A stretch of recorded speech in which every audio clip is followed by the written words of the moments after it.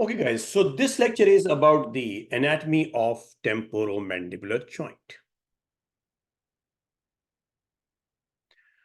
Temporomandibular joint, or TMJ, is the articulation between the squamous portion of the temporal bone and the condyle of the mandible. The most important functions of the temporomandibular joint are mastication and speech and are of great interest to general dentists, orthodontists, oral surgeons, prosthodontists, conservative dentistry specialists, as well as to the dental radiologists. Well, this joint, it is a gangliomo-arthroidal joint, a term that is derived from the ganglimus, meaning a hinge movement. Hinge movement is opening and closing movement. So hinge movement, allowing motion only backward and forward in one plane.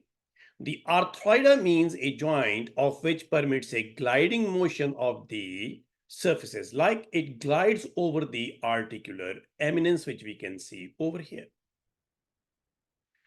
Well, over here we can see the schematic diagram of the TMJ. This is the condylar surface. Then this is the articular disc, which is dividing the joint space into two parts, the superior compartment and the inferior compartment. Then we have this articular eminence over here. This is another, we can see another diagram over here. This is the connective tissue, the retrodiscal connective tissue or bilaminar tissue. This is the capsule, which keeps the whole of the TMJ together or assembled. So there is a mandibular condyle, then the joint surface of temporal bone or articular surface of temporal bone, then the articular disc, then the TMJ capsule, and then various ligaments. This is the mandibular condyle. It is an ovoid process seated atop a narrow mandibular neck. It is the articulating surface of the mandible. It is convex in all directions, but wider lateromedially, that is 15 to 20 millimeter, than anteroposteriorly, which is 8 to 10 millimeter. So wider this way, and anteroposteriorly it is not that wide as compared to lateromedially. The head is covered with dense avascular connective tissue. In some of the exams, this question is quite frequently asked, that what type of covering is on the condylar head. It is dense avascular connective tissue and articulates with the temporal bone to form the temporomandibular joint. This is the glenoid fossa, which is part of the temporal bone. And the boundaries posteriorly squamotympanic or petrotympanic fissure, medially spine of the sphenoid, laterally root of zygomatic process of the temporal bone, and anteriorly articular eminence. This is the articular eminence. Then the entoglenoid process over here. This is the preglenoid plane. This is the lateral border. This is the tubercle, and this is the glenoid fossa. Yes, another important point is the glenoid fossa is covered by dense avascular fibrocartilage consisting largely of the bundles of collagen fibers with occasional elastic fibers. Then comes the articular disc. These are the two schematic diagrams. The articular disc is the most important anatomic structure of the TMJ. It is a biconcave fibrocartilaginous structure located between the mandibular condyle and the temporal bone component of the joint. It functions to accommodate a hinging action as well as the gliding actions between the temporal and mandibular articular bone. Articular disc is a roughly oval, firm, fibrous plate.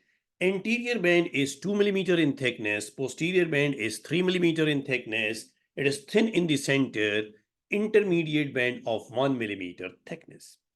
More posteriorly, there is a bilaminar or retrodiscal region, which I will show you. It is shaped like a peaked cap that divides the joint into a larger upper compartment. Yes, remember this thing. The upper compartment is larger in volume. and the smaller lower compartment. So the lower compartment is smaller in volume. Hinging movements, they take place in the lower compartment. Again, a thing to remember. Hinging movement, it takes place in the lower compartment of the TMJ, and the gliding movement, they take place in its upper compartment. These 2 points you need to remember. The main load-bearing areas on the lateral aspect of the squamous portion of the temporal bone, mandibular condyle, and the articular disc.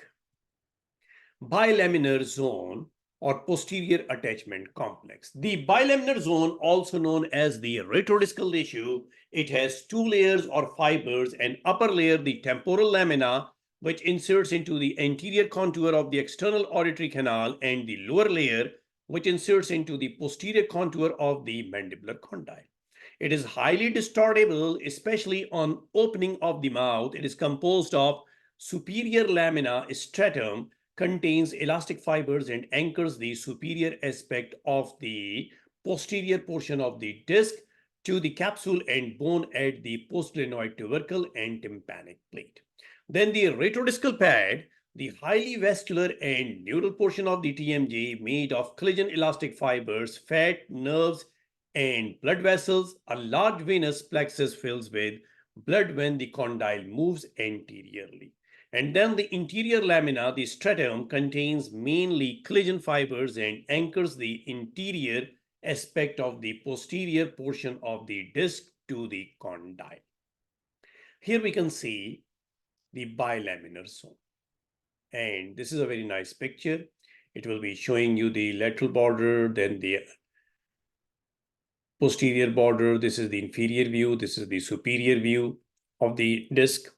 Here we can see medial borders, and this is the lateral border. So this is how we can see it from the anterior, and this is how we can see it from the posterior. This is the retrodiscal tissue. This is the inferior stratum of the bilaminar zone. This is the retrodiscal tissue. Medial border, if we are looking at it from the medial side. This is the posterior border, and this is the retrodiscal tissue. Here we can see slightly this bilaminar tissue. So over here we can see the schematic diagram of the TMJ. This is the superior cavity, this is the inferior cavity, and is divided by the disc. And this pink area, actually, it is just removed to show you this assembly. Otherwise, it covers the whole of the TMJ. This is how actually the TMJ is there. The bone is removed, the capsule is removed to show you this is the disc with its 3 zones or 3 bends. This is the lateral pterygoid muscle approaching the disc as well as the pterygoid fovea. This is the articular eminence, and this is the glenoid fossa if we go inside. In the normal joint, the articular surface of the condyle is located on the intermediate zone of the disc. The shape of the disc is determined by the morphology of the condyle and mandibular fossa, so it is different for every single individual. The disc is somewhat flexible and can adapt to the functional demands of the articular surface. This is the lateral pole, this is the medial pole, and that's how the ligaments, they are holding the disc with the condyle. Ligaments. Functional ligaments, they serve as major anatomical component of the joint, the collateral discal ligament, then the capsular ligament, and the temporomandibular ligament. Accessory ligaments serve as passive restraints to the mandibular motion, sphenomandibular ligament, and the stylomandibular ligament.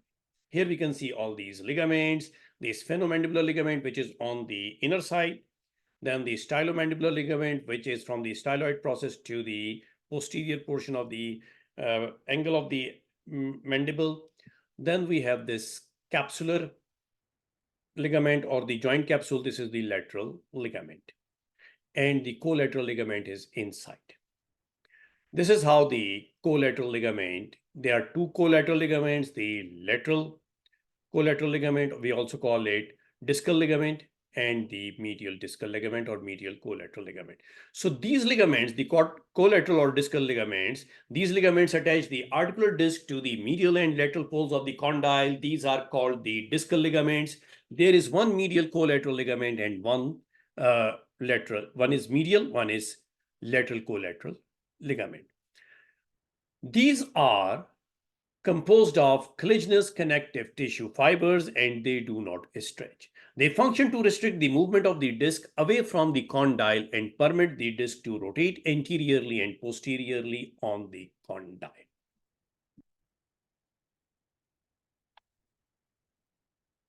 Capsular ligament, as I told you, that it actually keeps the whole of the joint within it, confines the whole of it in it.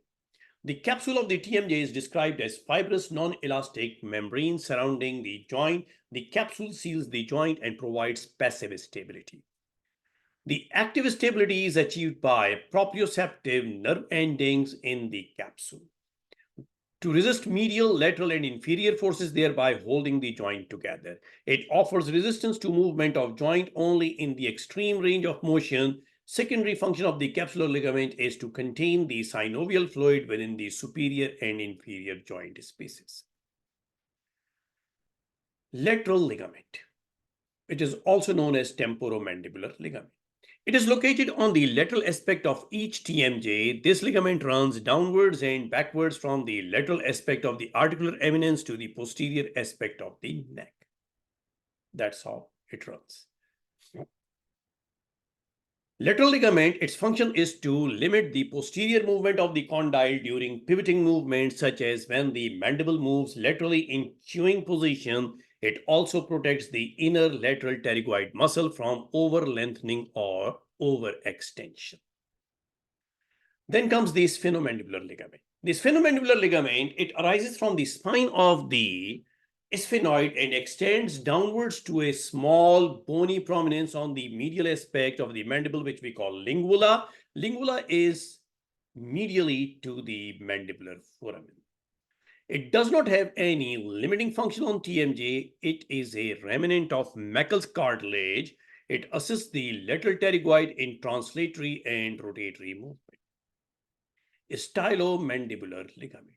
It arises from the styloid process and extends downwards and forwards to an angle and posterior border of the ramus of the mandible. It limits the protrusive movement of the mandible. It is stout in protrusion of the mandible and relaxed when the mandible is wide open. Now let's see in detail these mandibular ligaments on a chart. Ligament, the temporomandibular, it has two parts, the superficial and medial. Origin of the superficial from the outer surface of the articular eminence, and the medial one, it is from the crest of the articular eminence. So insertion of the superficial posterior aspect of the neck of the condylar process, and of medial is lateral aspect of the neck of the condylar process. The superficial one, its function limits mandibular rotation on opening, and medial one, it limits posterior movement. Sphenomandibular ligament, its origin is from the spine of the sphenoid and insertion into the inferior to the lingula. Well, its function is accessory to the temporomandibular articulation, but influence of mandibular movement is disputed. Then comes the stylomandibular ligament. Origin from the styloid process. Insertion of this is mandibular angle and fascia of medial pterygoid muscle. Function of stylomandibular ligament limits the extreme protrusion of the mandible, but influence on mandibular movement is disputed. Then comes the musculature of the mandibular ligament, mandibular movements. We have already discussed all these muscles in detail in another lecture. The muscles of mastication are directly concerned with the mandibular movements in mastication and speech. There are four pairs of muscles which make up a group which we call the muscles of mastication, or main muscles of mastication, or primary muscles of mastication: masseter, temporalis, medial pterygoid, and lateral pterygoid. And then there are accessory muscles, other than buccinator, the suprahyoid and the infrahyoid muscles, etc., etc. So over here we are done with this lecture.